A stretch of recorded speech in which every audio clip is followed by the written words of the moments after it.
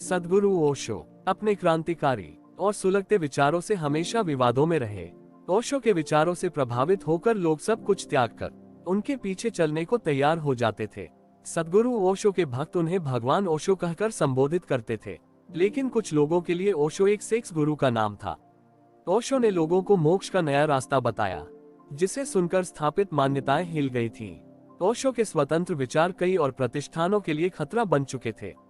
कुछ लोग तो ओशो के आश्रम में चलता क्या है बस यही देखने आ जाते थे उनके पास।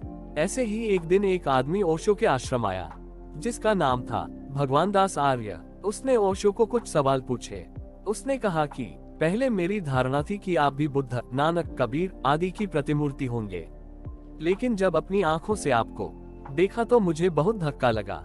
और फिर आपको देख सुनकर जैसे ही बाहर निकला कि भीड़ के बीच एक विदेशी युवा जोड़े को मनोहारी प्रेम पाश में बंधे देखकर मैं ठगा सा रह गया और सोचा, क्या यह भी धर्म कहा जा सकता है? सद्गुरु ओशो ने जवाब दिया, भगवान दास आर्य, आपके नाम के पीछे जो पूंछ लगी है आर्य, उसी में से ये प्रश्न निकला है। पहली बात, मैं किसी की प्रतिमूर्ति नहीं हूँ, क्योंकि प्रतिमूर्ति तो प्रतिलिपि होगा, कार्बन कॉपी होगा। प्रतिमूर्ति कोई किसी की नहीं है, न होना है किसी को।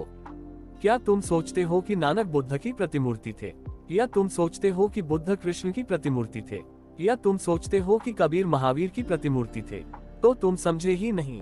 अगर तुम कबीर के पास गए होते तो भी तुम्हें यही अड़चन हुई होती जो यहाँ हो गई। तुम कहते, अरे हमने तो सोचा था कि कबीर महावीर की प्रतिमूर्ति होंगे, और ये तो कपड़ा पहने बैठे हैं। कपड़ा पहने ही नहीं बैठे, कपड़ा बुन रहे हैं। जुलाहा और महावीर तो नग्न खड़े हो गए थे।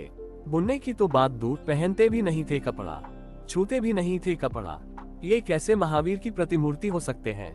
और रोज कबीर बाजार जाते हैं बुना हुआ कपड़ा जो है उसे बेचने।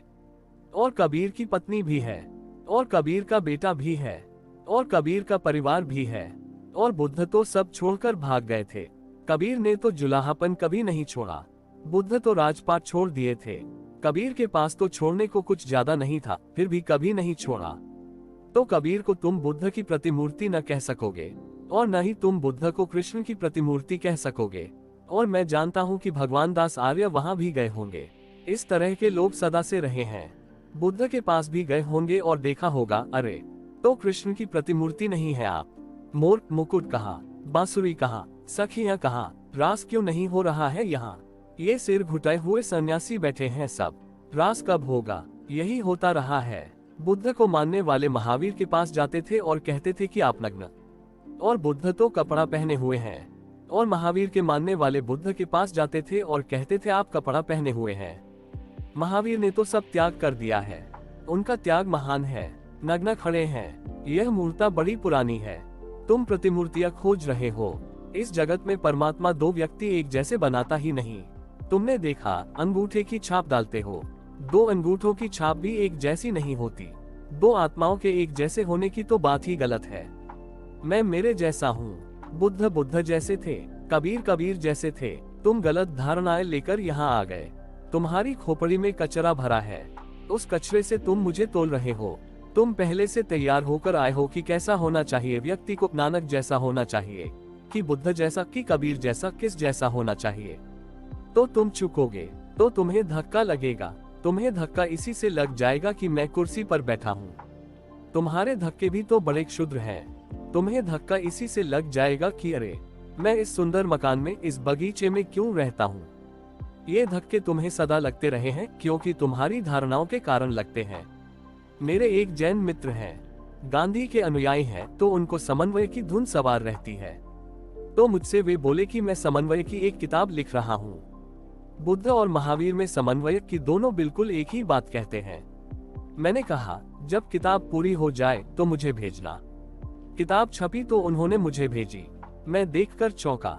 किताब का जो शीर्षक था वह था भगवान महावीर और महात्मा बुद्ध। मैंने उनको पत्र लिखा, पूछा कि एक को भगवान और एक को महात्मा क्यों कहा। उन्होंने कहा, इतना फर्क तो है ही। महावीर भगवान है, बुद्ध महात्मा है, ऊंचे पुरुष हैं, मगर अभी आखिरी अवस्था नहीं आई है, क्योंकि कपड़े पहने हुए हैं। वह कपड़े से बाधा पड़ रही है। कपड़े के पीछे बेचारों को महात्मा रह जाना पड़ रहा है। वे नंगे जब तक न हो तब तक वे भगवान नहीं हो सकते। इसलिए तो जैन राम को भगवान नहीं मान सकते, और धनुष लिए हैं तो बिल्कुल नहीं मान सकते। और जो जीसस को देखा है, जो जीसस को मानता है, वह जब देखता है कृष्ण को बांसुरी बजाते तो उसे बड़ा सदमा पहुंचता है। वह कहता है, ये किस तरह के भगवान? भगवान तो जीसस हैं। दुनिया के दुख के लिए अपने को सूली पर लटकाया है, और ये सज्जन बांसुरी बजा रहे हैं, और दुनिया इतने दुख में है, तो यह कोई समय बांसुरी बजाने का है। और ये वृंदावन में रास रचा रहे हैं, और दुनिया दुख में सड़ रही है, महापाप में गली जा रही है। जीसस जैसा होना चाहिए कि अपने को सूली पर चढ़वा दिया ताकि दुनिया मुक्त हो सके। अब तुम्हारी धारणा, तुम जो पकड़ लोगे, उस धारणा से तोलने चलोगे तो बाकी सब गलत हो जाएंगे। तुम्हारी धारणा ने ही तुम्हें धक्का देने का उपाय कर दिया। अब तुम सोचते हो कि मेरे कारण तुम्हें धक्का लगा, तो तुम गलती में हो। मेरे कारण भी धक्का लग सकता है, वह धक्का तो तुम्हारे जीवन में सौभाग्य होगा, उससे तो क्रांति हो जाएगी। मगर वह यह धक्का नहीं है। जो धक्का तुम्हें लगा है वह तुम्हारी धारणा का है। तुम एक पक्की धारणा लेकर आए थे, ऐसा होना चाहिए, और ऐसा नहीं है। अब हो सकता है इन सज्जन को 25 अड़चनें आई होंगी, इनको पीड़ा हुई होगी, यह इनके अनुकूल नहीं है। जो तुम्हारे अनुकूल नहीं है वह गलत होना चाहिए, ऐसी जिद मत करो। अभी तुमको सही का पता ही कहाँ है। सही का पता होता तो यहाँ आने की जरूरत क्या होती। अभी आए हो तो खुले मन से आओ, निष्पक्ष आओ, अपनी जराजीर्ण धारणाओं को बाहर रख कर आओ।